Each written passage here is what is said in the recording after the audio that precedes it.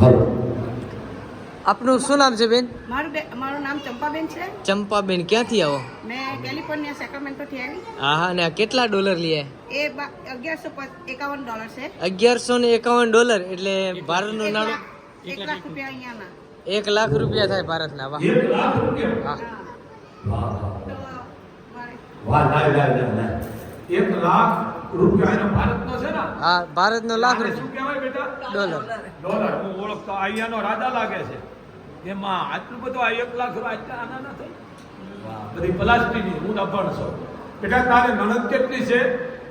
નણંદ એક નણંદ છે ને હા, બોલો. પેલા વનની ચાર નણંદ છે. હમણાંની એક છે. મારી વાત સાંભળો. હમણાંની એક બીજું હું કામ બોલો? હમણાંની એક પહેલાની વાત.